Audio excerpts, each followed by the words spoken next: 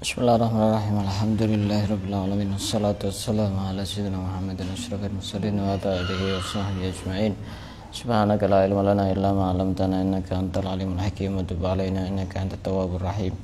Wa taqabbal minna innaka antas samiul alim. Qala rabbi shrah li sadri wa yassir li amri wa hlul 'uqdatam min lisani yafqahu qawli. Nawaitu ta'alluma wa ta'lima li fadata wal istifada wa tamassuka li kitabillah wa sunnati rasulih. والدعاء إلى الهدى والدلالة على الخير ابتغاء مرضاته وقربه وثوابه سبحانه وتعالى.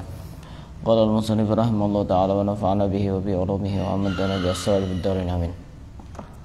Akan kita lanjutkan membaca kitab Nashaihul Ibad yang dikarang oleh Syekh Nawawi bin Umar dari Banten, Jawa Barat. Kita masih berada di bab yang kelima dan sekarang kita sudah sampai makalah yang keberapa? 18. Makalah yang ke-18. Qala Nabi alaihi salam, bersabda siapa Nabi alaihi salatu wassalam, inna fi jam'il mali khamsata asya. Sesungguhnya di dalam mengumpulkan harta terdapat 5 hal minas sifatil madhmumah, jadi sifat-sifat yang tercela. Orang cari uang, cari harta, cari cuan, cari rupiah, cari dolar, itu di situ ada 5 hal yang tercela dari sifat-sifat. Apa yang pertama? Al-ana'a aidzillata wa husulal masyaqqah fi jam'ihi ilmal. Capek, terhina, berat, lelah di dalam mencari uang. Capek enggak orang cari uang? Capek. Dari pagi sampai sore, capek. Cari uang itu capek. Kadang orang itu tidak mau berpikir secara cerdas. Dari pagi sampai sore anggap saja digaji 100.000 per hari misalnya. Giliran hal-hal yang baik 1 jam saja tidak kuat, padahal gajinya lebih dari 100.000, bahkan berkali-kali lipat.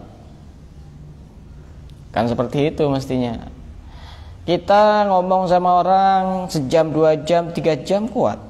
Giliran zikir, baca Quran, jangankan 1 jam, 1 menit tidak kuat ya, karena memang tidak baca. Orang cari uang itu capek, masyakoh, kadang terhina, harus menghinakan diri demi uang. Ya mending kalau melakukan hal yang halal, kadang menghinakan diri dengan hal yang haram. Itu salah satu efek orang cari uang, dan memang tujuannya ya uang dan uang, dunia dan dunia. Dunia itu hisabuha halaluha hisab wa haramuha azab. Dunia itu halalnya itu dihisab, haramnya diazab. Ini yang pertama, capek. Kalau pengen cepet capek, cari dunia tiap hari, pasti capek itu. Tapi beda dengan hal-hal yang tidak bersifat duniawi. Misal seperti itu harus betul latihan. Hadir majelis misalkan kadang lama, misalkan dari setelah asar awal sampai maghrib, itu kira-kira berapa jam? 2 jam. Sekitar 2 jam setengah. Kadang tidak betah. Tapi seperti itu ya, kita harus lagi-lagi berpikir secara cerdas.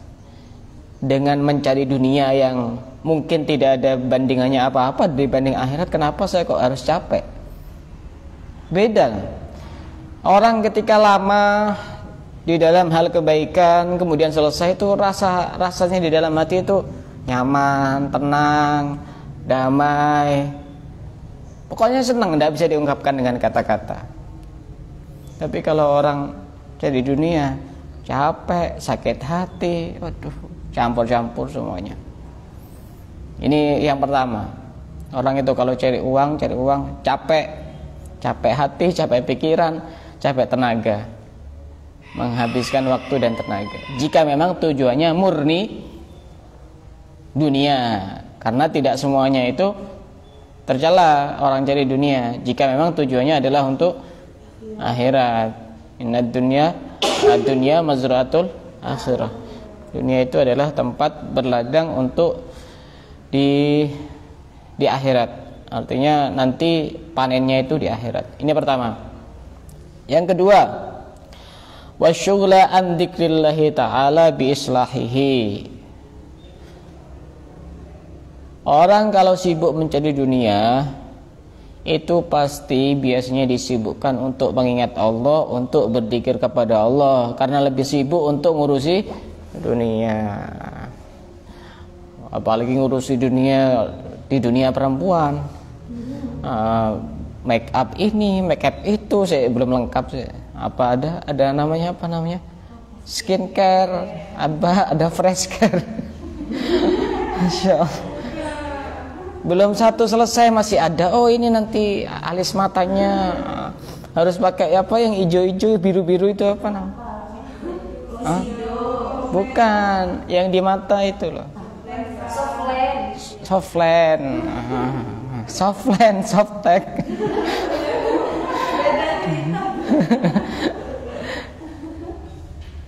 Ya itu akhirnya apa? Lupa cari ilmu, lupa zikir, lupa baca Quran, lupa hadir majelis, lupa, semuanya lupa.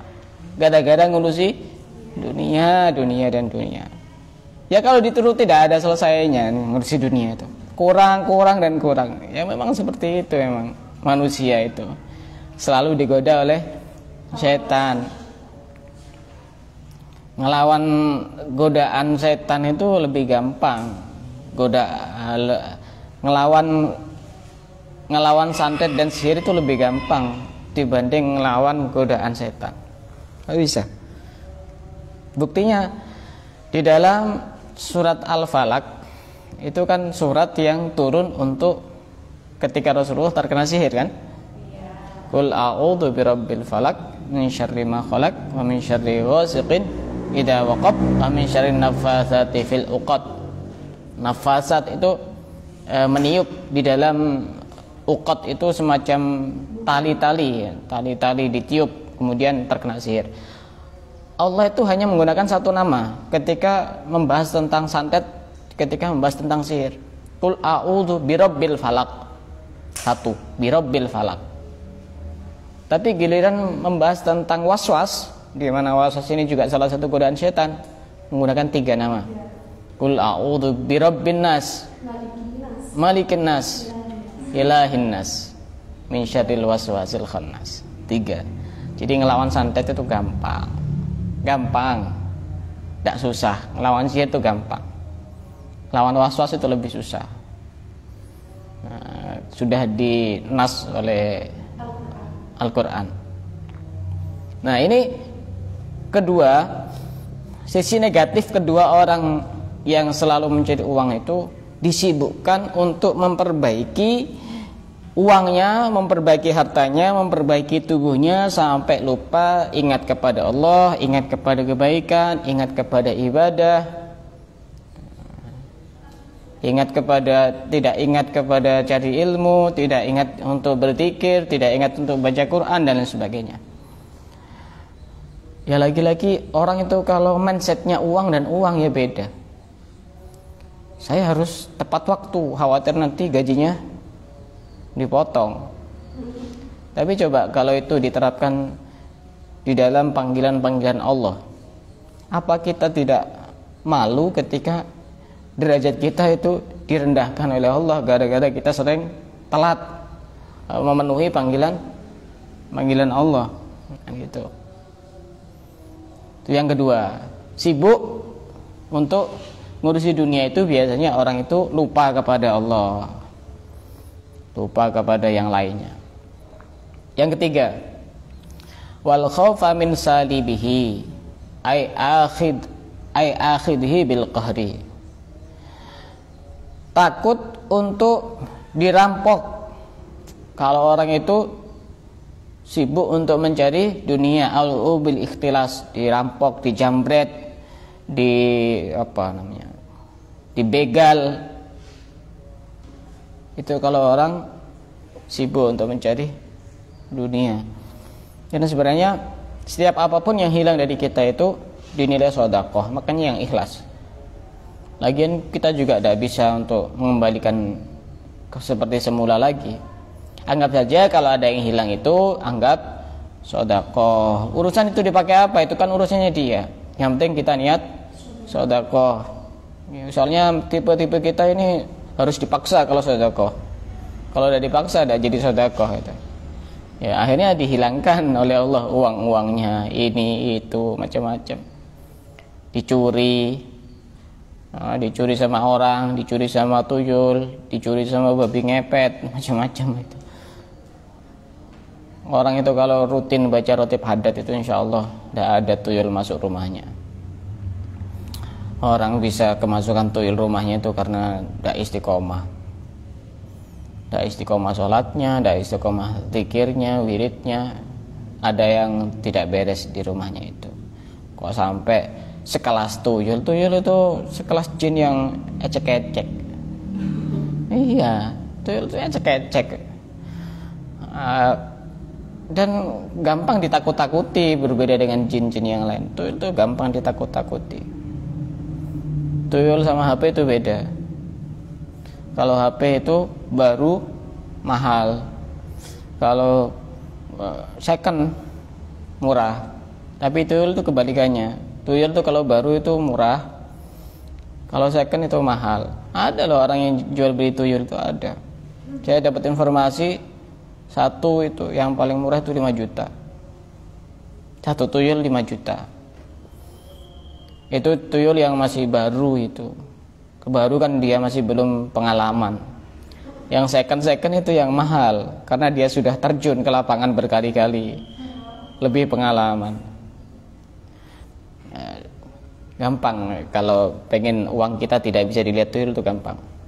Pegang uangnya begini, uang, dompet atau apa yang lainnya, atau emas atau apa.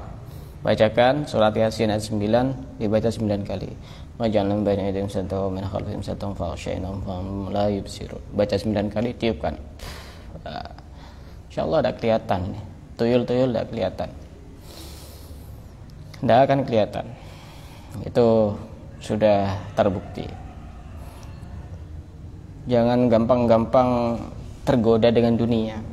Orang itu mau beli tuyul, memelihara tuyul karena terlalu cinta kepada dunia dan tidak percaya terhadap pembagian-pembagian Allah. Semua sudah diatur oleh Allah, sampai menghalalkan segala cara. Orang itu kalau punya tuyul itu dari keluarga perempuannya itu biasanya kurus. Kenapa? Karena tuyul itu kalau dia mau nyuri uang, dia harus dikasih susu dulu, nyusu dulu. Nah itu yang disedot bukan warna putih, tapi warna merah, darah. Lama-kelamaan mati itu. Iya awalnya enak, nanti gak nyaman. Sama seperti orang-orang yang punya ilmu sihir, ilmu hitam itu matinya pasti mengenaskan. Pasti mengenaskan. Ya sekarang enak, bisa nganu korban, bisa ini, bisa itu, bisa serang ini, bisa serang itu. Tapi nanti lihat matinya mengenaskan. Seperti Labid yang pernah menyihir Rasulullah. Dan Rasulullah tahu bahwa yang menyihir adalah Labid, sampai ada yang mau membunuh Labid, tapi dilarang oleh Rasulullah. Apa yang terjadi? Labid ini mati dalam keadaan mengenaskan, hitam. Ya itu karena jauh dari ulama, jauh dari agama, jauh dari ilmu, tidak punya ilmu. Itu repotnya orang kalau punya ilmu hitam itu. Kalau dia tidak nyari korban, dia sendiri yang jadi korban. Iya.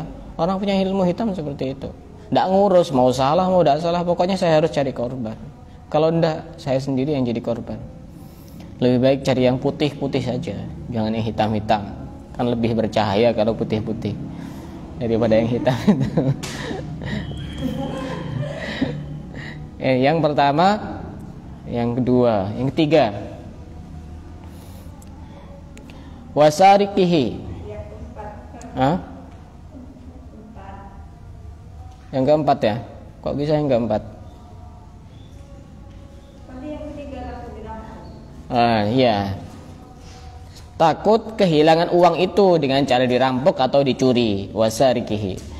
Waqtimal ismil bakhil li nafsihi. Akan melekat nama orang yang pelit di dalam dirinya ketika memang dia sibuk untuk cari uang dan cari uang. Lupa untuk berbagi kepada yang lainnya. Orang bakhil itu bahaya. Iya, orang bakhil itu bahaya. Bahkan disebutkan di dalam satu keterangan di dalam kitab dari Lusailin, ta'amul karim dawa wa ta'amul bakhil da. Makanan orang yang dermawan itu sebagai obat, sedangkan makanan orang yang bakhil, orang yang pelit itu bisa menjadi penyakit. Hati-hati kalau diajak makan sama orang pelit. Karena makanannya itu bukan menjadi obat tapi jadi penyakit. Diceritakan dulu ada Imam Syafi'i pernah berkunjung ke rumahnya Imam Ahmad bin Hanbal. Siapa Imam Ahmad bin Hanbal? Muridnya Imam Syafi'i. Dulu itu seperti itu biasa. Murid punya madhab sendiri, punya pengikut sendiri. Imam Syafi'i ya biasa. Dan Imam Ahmad bin Hanbal ini termasuk imam yang tidak kunut ketika subuh, ketika sholat subuh. Dan Imam Syafi'i ketika berada di tempatnya Imam Ahmad bin Hanbal ya tidak kunut, menghargai, walaupun dalam madhab Imam Syafi'i sholat subuh itu sunnah untuk kunut. Hal-hal yang tidak terlalu prinsip itu jangan terlalu dipaksakan. Pernah ada satu di sini, ada sekitar sini ada teman yang cerita, dia sedang perjalanan ke satu daerah di Ponorogo, kemudian mampir di suatu masjid. Dia tidak tahu kalau di situ masjidnya satu kelompok tertentu yang tidak pakai kunut. Setelah dia sudah sholat di masjid itu, kemudian ternyata tidak kunut. Pas ada ini kok tidak kunut ini, ngomong seperti itu, tidak selayaknya. Tinggal tidak kunut kan tidak apa-apa. Dalam madhab Syafi'i pun tetap sah. Sengaja tidak kunut pun tetap sah. Apa masalahnya? Tidak begitu prinsip. Ya kalau kita memang di daerah kita sendiri, di orang kita sendiri ya sudah semestinya kunut. Kalaupun misalnya ya saya disuruh ngimami di satu masjid yang memang di situ tidak kunut, saya tidak akan kunut. Bukan karena apa? Menghormati mereka. Toh ini bukan kalau tidak kunut nanti dosa, ya kan tidak kan? Urusan hal yang sunnah. Pernah suatu ketika Imam Syafi'i itu berkunjung ke rumahnya Imam Ahmad bin Hanbal. Kemudian dikasih hidangan, makanan, makan malam. Setelah makan malam, kemudian Imam Syafi'i ini kemudian tidur di kamarnya Imam Ahmad bin Hanbal. Kemudian di pagi hari Imam Ahmad bin Hanbal ini berkata kepada putranya Imam Ahmad bin Hanbal ini berkata kepada ayahnya Ahmad bin Hanbal, apakah ini Imam Syafi'i yang kau ceritakan setiap kali itu wahai ayah? Kemudian Imam Ahmad bin Hanbal berkata, iya, ini adalah Imam Syafi'i. Aku melihat Imam Syafi'i selama di sini ada 3 hal yang aku perhatikan. Apa itu? Ketika dihidangkan makanan, Imam Syafi'i makan yang banyak. Makannya itu banyak, seakan-akan orang yang tidak punya malu lah begitu. Makannya banyak. Setelah masuk kamar, ternyata dia tidak sholat malam. Kalau malam itu tidak sholat malam. Kemudian setelah masuk waktu subuh, dia sholat dan tidak berwudu. Akhirnya Imam Ahmad bin Hanbal ini ya istilahnya konfirmasi, atau istilahnya kalau sekarang apa istilahnya? Apa namanya? Ya, apa namanya itu? Kalau istilahnya orang sekarang? Hah? Apa istilah orang sekarang itu? Klarifikasi ya. Klarifikasi, ada lagi itu. Ada satu lagi istilah, lupa saya. Pokoknya minta penjelasan kepada Imam Syafi'i. Apakah benar 3 hal yang diperhatikan oleh putrinya itu? Kemudian Imam Syafi'i menjawab, wahai Ahmad, aku makan banyak itu karena aku tahu bahwa makanan ini adalah makanan yang halal, dan aku tahu bahwa engkau adalah orang yang suka memberi, orang dermawan. Wa ta'amul karim dawa, dan makanannya orang yang dermawan itu adalah obat. Wa ta'amul bakhil da. Sedangkan makanannya orang pelit itu adalah penyakit. Wa ma akaltu li asba. Aku makan bukan untuk mengenyangkan diri, akan tetapi aku makan ini untuk mengobati penyakit-penyakitku dengan makananmu. Jadi kalau dikasih makan orang, makan yang banyak. Kalau ditanya, kamu kok rakus? Bukan rakus, kamu ini kan orang dermawan. Kasih lagi, tambah lagi. Saya ini lagi terapi mengobati penyakit, karena kamu kan orangnya baik, orangnya dermawan. Pulang dikasih uang 1 juta. Kemudian, apakah engkau malam tidak bangun malam? Iya, aku tidak bangun malam memang. Saya tidak sholat malam. Loh, kenapa kau tidak sholat malam? Aku ketika mau tidur, tiba-tiba aku melihat ada Alkitab was sunnah, ada Al-Quran dan hadis. Kemudian Allah membukakan kepadaku, di dalam hatiku ada 72 masalah di dalam permasalahan fikih. Dan aku memikirkan itu agar bisa bermanfaat untuk orang Islam. Itu waktu menjelang tidurnya Imam Syafi'i, yang dilihat adalah Alkitab Sunnah. Lain sama kita, yang dilihat adalah HP, WA, Instagram, Telegram, YouTube, Facebook, semuanya itu.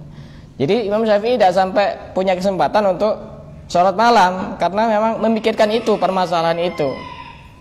Kalau kita kan tidak paham, dipikir ya sudah, tinggal tidur.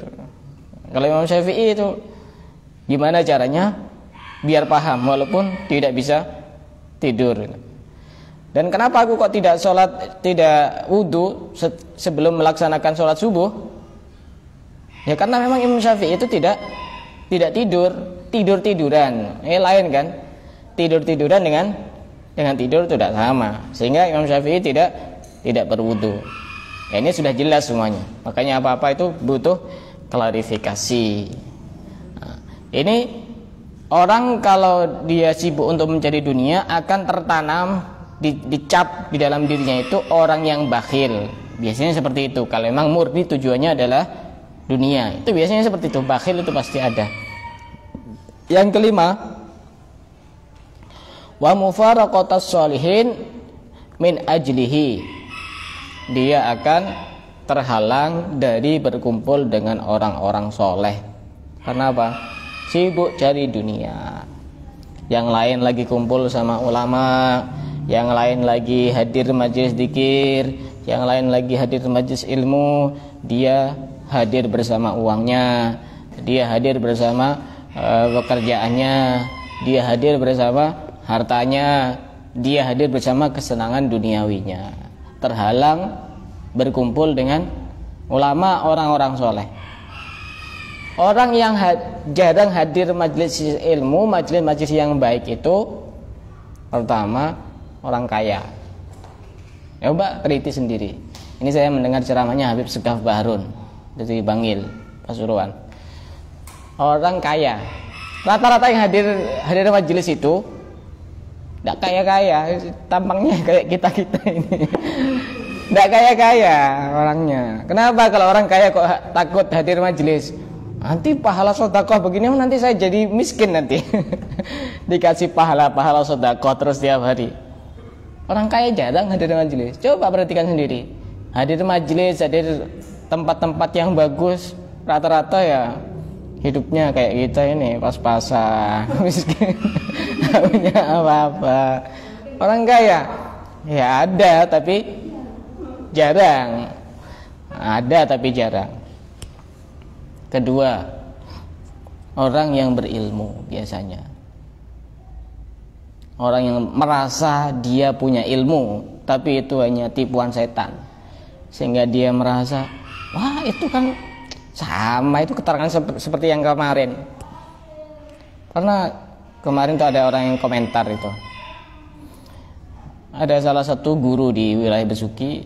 Kemarin kan ada tamu dari Tarim itu. Setelah ceramah di salah satu pondok pesantren, bukan di sini ya, bukan yang di rumahnya dokter itu, bukan. Di salah satu pondok pesantren dia waktu itu hadir. Kemudian setelah selesai ceramah, dia bilang, itu kan pelajaran-pelajarannya sudah pernah saya dengar beberapa kali. Apa enggak ada bedanya antara ini dan itu? Ini kenapa? karena penyakit hati. Mestinya kalau kita belajar taklim muta'alim, adabnya orang cari ilmu itu, walaupun pernah mendengar 1000 kali, tetap dia mendengarkan seakan-akan baru pertama kali mendengarkan hal itu. Baru pertama kali. Apalagi sampai dipotong. Itu saya sudah pernah mendengar cerita itu. Udah bagus. Itu namanya qalilul adab. Sedikit adabnya sama guru. Udah, apapun yang terjadi, walaupun, apalagi saya pernah mendengar ada ini, kalau tidak salah Syarifah Fatimah ini buka kajian Safinah.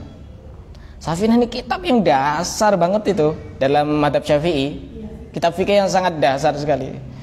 Ada salah seorang habaib yang cerita ke saya, itu kan masa kita sudah lulusan pondok, sudah ini, masa suruh ngaji Safinah? Coba dibuktikan bener apa enggak wudunya, sholatnya.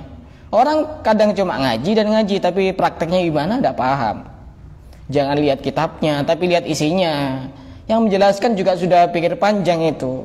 Yang dijelaskan bukan cuma Safinah, tapi sudah perbandingan dari beberapa kitab-kitab besar. Untung kamu itu diajari Safinah, tapi isinya itu sudah bukan Safinah lagi, banyak. Jadi kita ini kadang-kadang terlalu gengsi untuk belajar hal-hal yang dasar. Padahal kalau disuruh juga tidak bisa. Wudunya masih salah-salah, sholatnya masih salah-salah. Disuruh belajar Safinah, gengsi. Orang berilmu. Yang ketiga, syara'if biasanya, kata Habib Segaf Bahrun. Yang jarang hadir majelis ilmu ya habaib, syarifah itu. Ya karena memang dalam segi nasab tinggi, berbeda dengan orang-orang biasa. Tapi kata Habib Alwi bin Syihab bahwa tidak ada kemuliaan kecuali dengan ilmu dan adab. Maka orang biasa pun juga mestinya harus sadar, kamu itu nasabnya sudah biasa-biasa. Masa ilmu tidak ada, adab juga tidak ada. Mau mulia dengan apa? Dengan pekerjaan. Orang yang punya gelar, punya jabatan, kalau sudah meninggal, hilang itu, tidak disebut namanya. Tapi kalau orang punya gelar ukhrawi, misalkan al-alamah, asy-syekh, al-alim, waktu meninggal tetap disebut. Beda gelar dunia dengan gelar akhirat, tetap disebut. Coba kalau tidak percaya, kiainya masih disebut, syekhnya masih disebut, ad-da'i ilallahnya masih disebut, al-mufakkir al-islami al-habib Abu Bakar bin Ali al-Masyhur al-Adni masih disebut. Coba kalau misalkan yang meninggal itu bupati, gubernur, udah hilang semuanya, hilang ditelan bumi. Nah, orang kalau sibuk mencari dunia itu, dia akan terhalang berkumpul dengan orang-orang soleh jika memang murni tujuannya adalah dunia.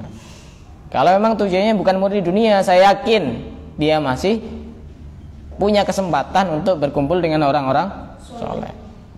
Sebaliknya, wa fi tafriqihi khamsata asya, dengan berbagi kepada sesama, baik itu sedekah maupun yang lainnya, ada 5 hal positif yang bisa didapatkan. Rohatan nafsi, hati itu tenang, nyaman. Minta abi tolabihi, nyaman karena tidak sibuk cari itu, waktunya itu ya nyaman. Orang sedekah itu ya memang awal-awal berat, tapi di dalam itu nyaman kalau sudah dibiasakan. Dia sudah terbiasa kehilangan karena memang diberikan kepada orang lain, walaupun itu dalam tanda kutip bukan namanya kehilangan, tapi dia sudah biasa. Kalaupun hilang misalkan, sudah biasa saya ngasih ke orang lain, begitu. Kalau orang itu suka berbagi kepada sesama, baik itu dengan sedekah maupun yang lainnya, dengan infak atau dengan nyumbang ke masjid, ke pondok pesantren misalkan, maka hatinya itu tenang, nyaman. Yang kedua, wal faragha li dzikrillah, ada kesempatan untuk ingat kepada Allah. Ingat kepada Allah ini bisa beribadah, bisa berzikir, bisa baca Quran, bisa baca sholawat, bisa mencari ilmu, bisa mendengarkan ilmu, ada kesempatan. Kenapa? Karena kesibukan mencari duniawinya itu sedikit, tidak sibuk. Masih ada kesempatan untuk berzikir, untuk ingat kepada Allah.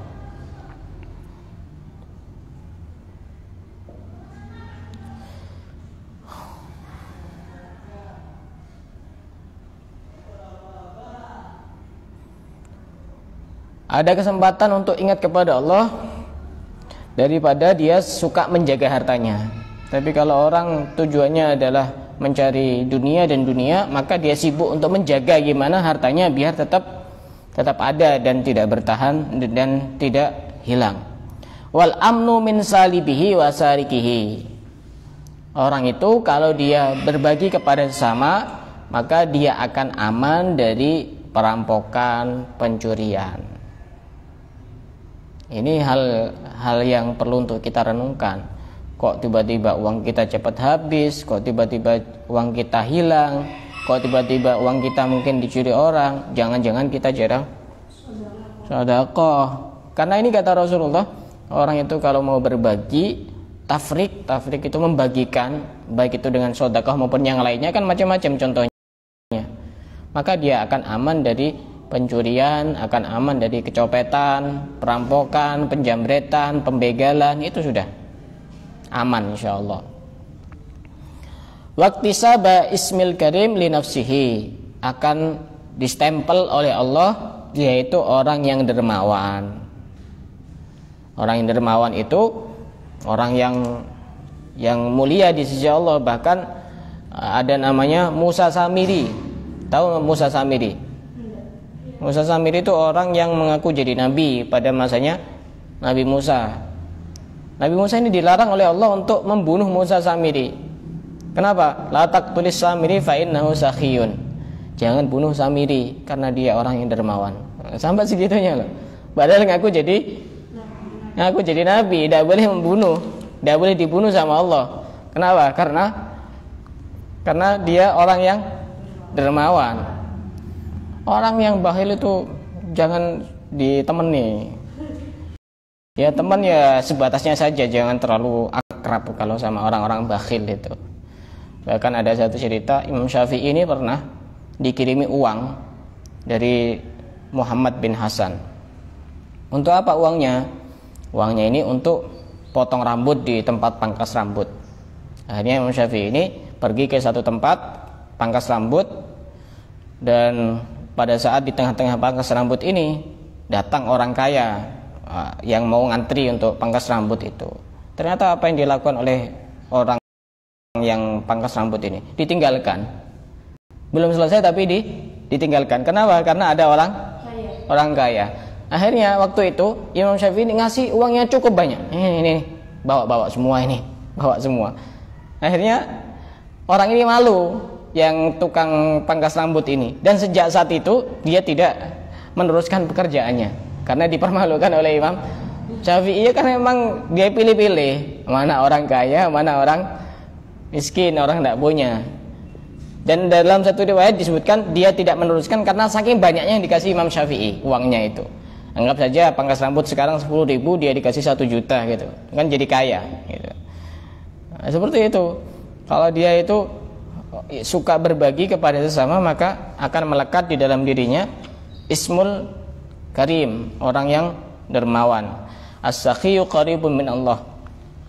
Orang yang dermawan itu dekat dengan Allah. Qaribun minan nas, dekat dengan manusia. Qaribun minal jannah, dekat dengan surga. Ba'idun minan nar, jauh dari neraka. Wal bakhil, sedangkan orang yang pelit, ba'idun minallah, jauh dari Allah. Ba'idun minan nas, pasti itu jauh dari manusia. Tidak kira didekati itu. Ba'idun minal jannah, jauh dari surga.